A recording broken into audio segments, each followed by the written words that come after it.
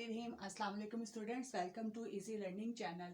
Chapter genetics and inheritance में आज का हमारा टॉपिक है डीएनए रिप्लिकेशन के बारे में।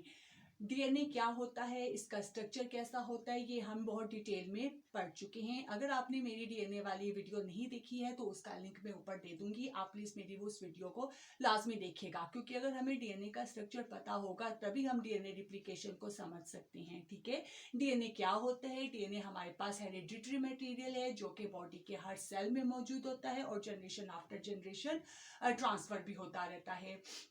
अब डीएनए रिप्लिकेशन क्या होती है? रिप्लिकेशन का मतलब होता है डुप्लीकेशन, अपने ही जैसे न्यू डीएनए मॉलिक्यूल को बनाने के प्रोसेस को हम कहते हैं रिप्लिकेशन। यानी कि डीएनए रिप्लिकेशन एक ऐसा बायोलॉजिकल प्रोसेस है जिसमें डीएनए अपने ओरिजिनल मॉलिक्यूल से अपने ही जैसे दो न्यू स्ट्रैंड बनाता है, दो न्यू रिप्लिकेस बनाता है। इस प्रोसेस को हम कहते हैं रिप्लिकेशन, अपने ही जैसे न्यू स्ट्रैंड बनाता है। यानी कि the process of coping and duplicating or DNA molecule. DNA molecule जब अपने ही मॉलिक्यूल को के डुप्लीकेट बनाता है, उसको कॉपी करके दो न्यू स्ट्रैंड बनाता है, उस प्रोसेस को हम कहते हैं रिप्लिकेशन। अब डीएनए रिप्लिकेशन क्यों जरूरी होती है?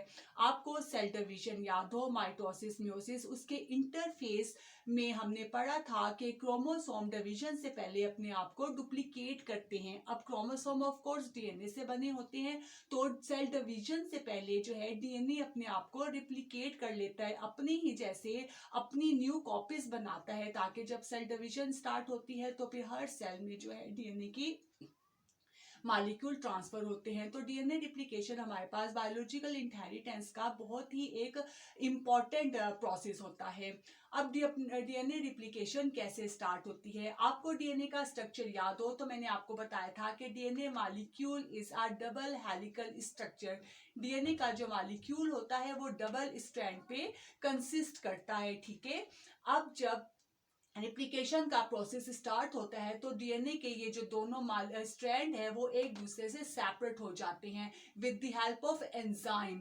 एंजाइम की मदद से ये दोनों डीएनए के स्ट्रैंड आपस में एक दूसरे से सेपरेट हो जाते हैं। ठीक है, आपको याद होगा मैंने आपको बताया था ये दोनों स्ट्रैंड जो है नाइट्रोजीनियस बेसिस के दरमियान जो हाइड्रोजन बॉन्डिंग होती है उसके जरिए आपस में अटैच होते हैं। तो ये जो एंजाइम है उन हाइड्रोजन बॉन्डिंग को तोड़ देता है, जिससे क्या होता है कि ये जो न्यूक्लियोटाइड्स है वो फ्री हो जाते हैं। ठीक है, उस एंजाइम को हम कहते हैं हेलिकेस। यानी कि हेलिकेस वो एंजाइम है जो डीएनए के दोनों स्टैंड को ओपन कर देता है, अनजिप करता है। ठीक है, और जब ये स्टैंड खुल जाता है तो ये एक फोर्क लाइक स्ट्रक्चर बन जाता है। देख रहे होंगे आप, बिल्कुल ये इसका स्ट्रक्चर फोर्क की तरह नजर आ रहा है। अब इसके ये दोनों स्टैंड जो है फ्री हो गए हैं। अब उसके बाद क्या होता है? प्राइमर। प्राइमर क्या होता है? प्राइमर आरएनए का एक छोटा सा स्ट्रैंड होता है जिससे जो के रिप्लिकेशन को स्टार्ट करता है, डीएनए के साथ जाकर अटैच हो जाता है। अच्छा, एक बात मैं आपको बताना भूल गई, जब ये डीएनए के दोनों स्ट्रैंड सेपरेट हो जाते हैं तो एक स्ट्रैंड को हम कहते हैं लीडिंग स्ट्रैंड, जो के 5 to 3 डायरेक्शन में होगा। ठीक है, और दूसरे स्ट्रैंड को हम कहेंगे लेगिंग स्ट्रैंड, जिसकी डायरेक्शन होगी 5 to 3। ठीक है, यानी कि हेलिकेस एंजाइम जो है डीएनए के मॉलिक्यूल को ओपन करता है, अनजिप करता है और एक फोर्क लाइक स्ट्रक्चर बन जाता है। डीएनए के जो दोनों स्ट्रैंड सेपरेट हो जाते हैं उसमें 3 to 5 डायरेक्शन वाले स्ट्रैंड को हम कहेंगे लीडिंग स्ट्रैंड और दूसरे स्ट्रैंड को हम कहेंगे लेगिंग स्ट्रैंड।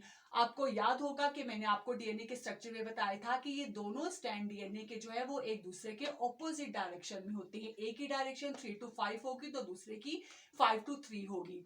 ठीक है, फिर जब डीएनए का ये दोनों सेपरेट हो जाते हैं, रिप्लिकेशन का प्रोसेस स्टार्ट होने लगता है, तो एक छोटा एंजाइम होता है जिसे हम कहते हैं प्राइमर।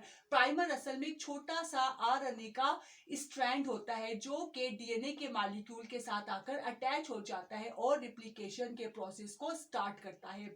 अब डीएनए के रिप्लिकेशन के प्रोसेस को स्टार्ट करने के लिए भी हमारे पास एक एंजाइम मौजूद होता है। हमारी बॉडी के अंदर ऑलमोस्ट जितने भी बायोलॉजिकल प्रोसेस होते हैं उन सब के लिए बॉडी में कोई ना कोई एंजाइम मौजूद होता है इस प्रोसेस को एक्टिवेट करने के लिए।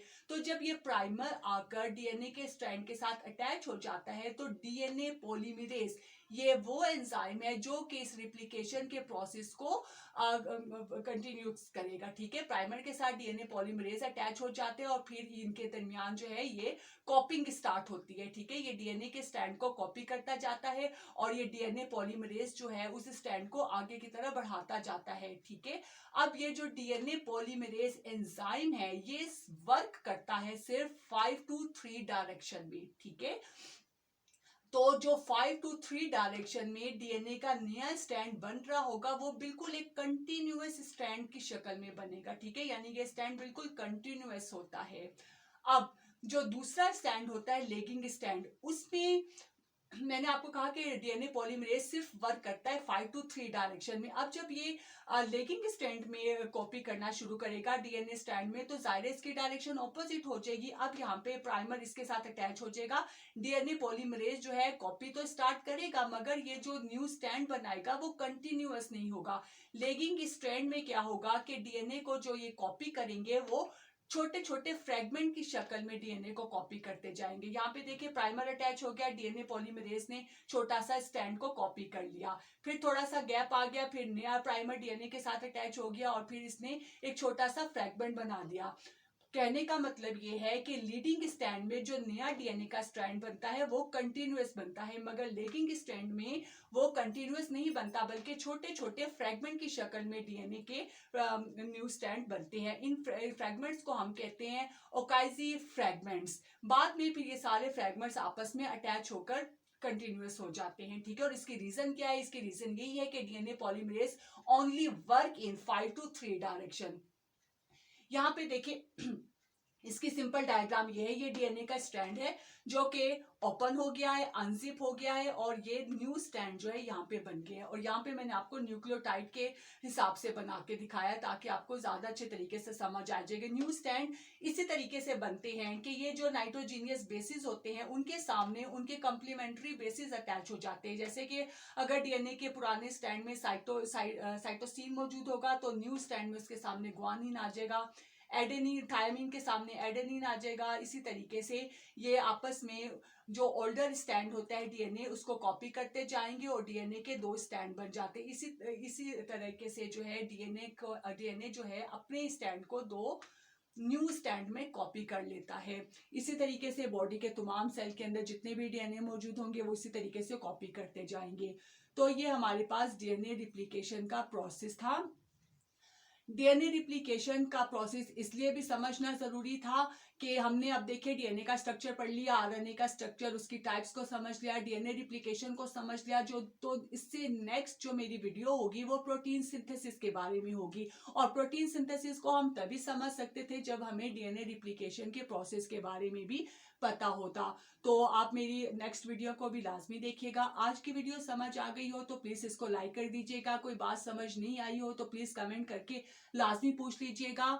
मेरे चैनल को सब्सक्राइब कर दीजिए, बेल आइकॉन को दबा दीजिए ताकि मेरी हर वीडियो आपको लाजमी कंटिन्यूअस जो है आप तक पहुंचती रहे। आज के लिए इजाजत दीजिए। आज की वीडियो समझ आ गई हो तो प्लीज मेरी वीडियो को लाइक कर दें, मेरे चैनल को सब्सक्राइब कर दें। इंशाल्लाह ताला आपसे नेक्स्ट वीडियो में इससे नेक्स्ट टॉपिक के साथ मुलाकात होती है। इजाजत दीजिएगा। अल्लाह हाफिज।